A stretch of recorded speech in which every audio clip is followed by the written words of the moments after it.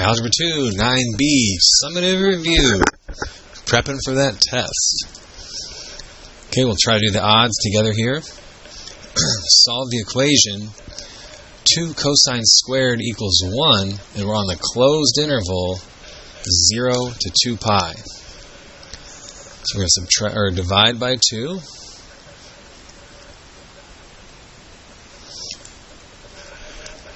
And square root. And when I square root a half, that's the square root of 1 over the square root of 2.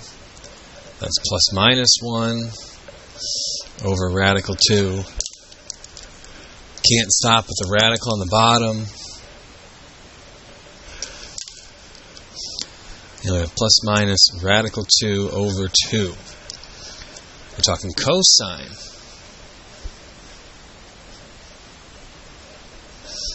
So, and we're on radians, and we're just one time through. Just one time around the circle.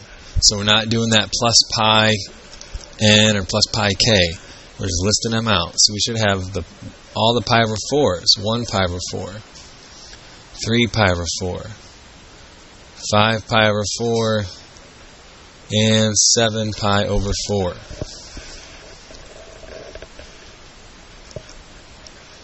Okay, number 2 is going to be similar there. Ooh, it's a tangent one. So you'll have to know about like sines and cosines and how that's going to relate. Or you could use a formula and change it, if that helps you. Find cosine if cotangent, so this is our fun with formulas, if cotangent equals negative 2/3 and we're in quadrant 2.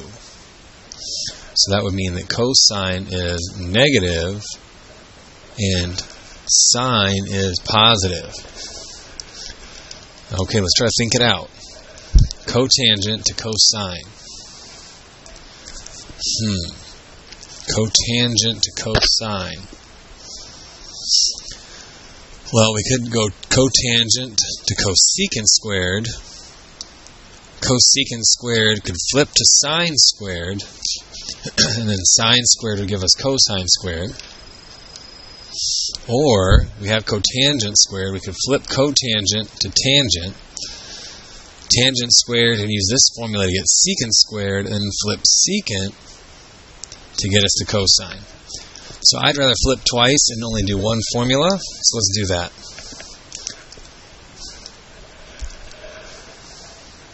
So we're going to have cotangent is negative 2/3, so that means tangent is also negative 3/2. Flip it. Negative still, but 3/2. Then we're going to use our tangent squared plus 1 equals secant formula. So I have negative 3/2 squared plus 1 equals secant squared.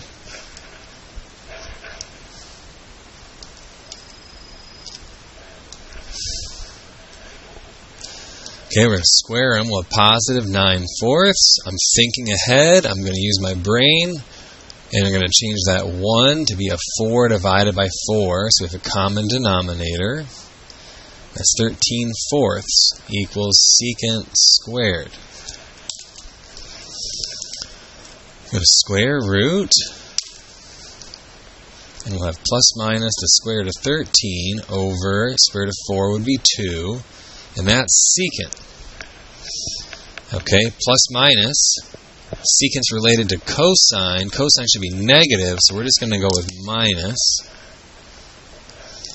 And then now we're going to flip it to cosine. 2 on top. We'll keep the negative on top. Over 13. We'll have negative 2 radical 13 over regular 13. Can't stop with the radical on the bottom. Right, so we multiplied radical 13 top and bottom. And we got negative 2 radical 13 over 13.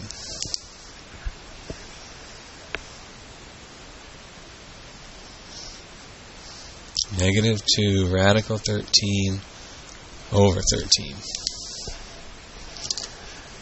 Alright, take a look at that. Remember we flipped to tangent, then we used the tangent formula with secant squared. Got our answer for secant, and then flipped that to cosine. Okay, so that was 2 flips with one formula. Otherwise, we could have gone 2 formulas with one flip in the middle. Just whatever you prefer.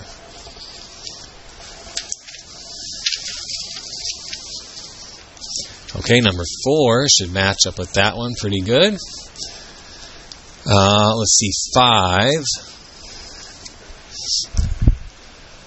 Secant squared minus 1 equals tangent theta. Okay, well, secant squared is equal to tangent squared plus 1.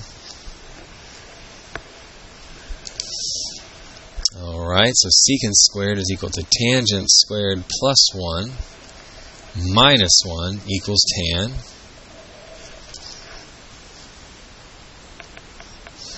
And notice that we're not restricted anymore. And it says radians, so it's going to be our plus pi n or plus pi k or whatever letter you want to use. So our plus 1 minus 1 will cancel out. We're going to subtract this over. So we're going to have tangent squared minus tangent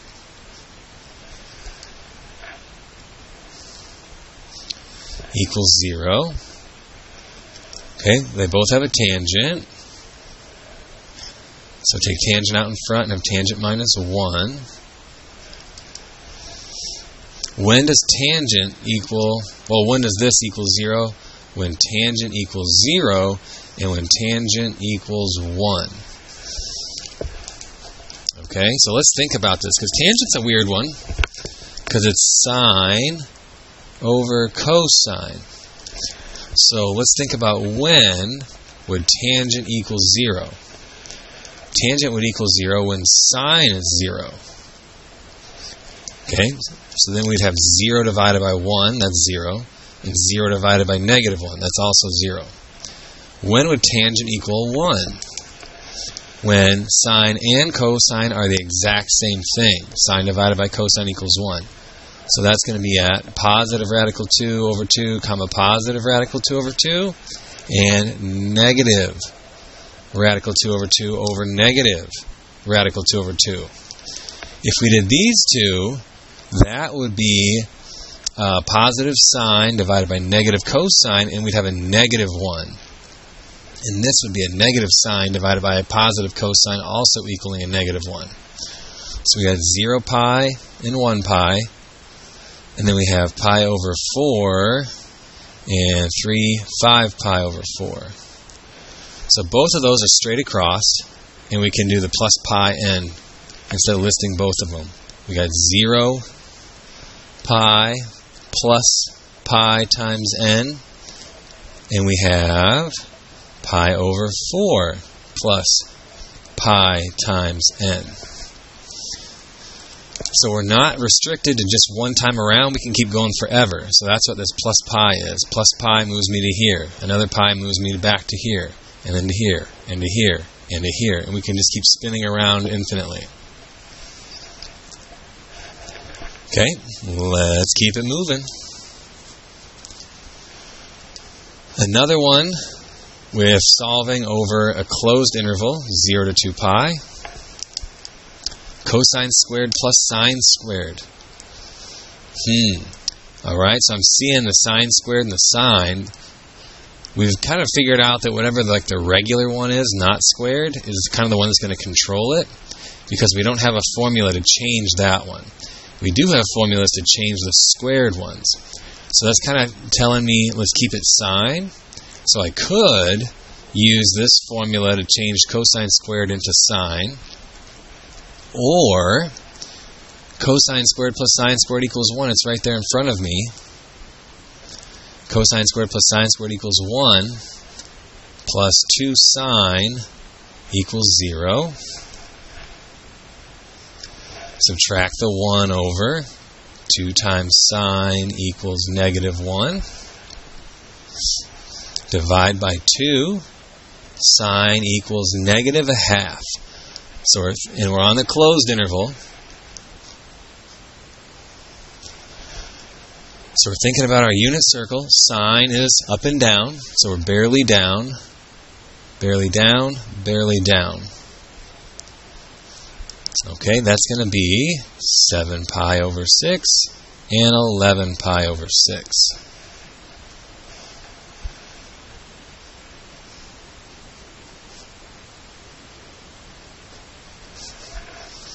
Okay, almost there. And number 9, verify. Okay, we got a sine squared over 1 minus cosine equals 1 plus cosine. Alright, sine squared, I got a lot of cosines. I know that sine squared, I could subtract cosine squared over and have sine squared equals 1 minus cosine squared. So we have 1 minus cosine squared over 1 minus cosine. Alright, and we're going to have people getting this far on like a quiz or a test, and they're going to somehow just like magically cancel stuff and have it end up equaling that. How quickly we forget one of our favorite factoring strategies, the difference of perfect squares. 1 is a perfect square, cosine squared is a perfect square. We can do the difference of perfect squares. Okay, 1 plus cosine times 1 minus cosine. And we're going to have a 1 minus cosine on the bottom. Those cancel out. And we have 1 plus cosine equals 1 plus cosine. Did it. Nicely done. Alright. So there you go. There's one of each type. Okay. Check Schoology for the answer key for the rest. Do the best you can, and let me know if you have any questions. Thanks a lot for watching, and good luck on your test.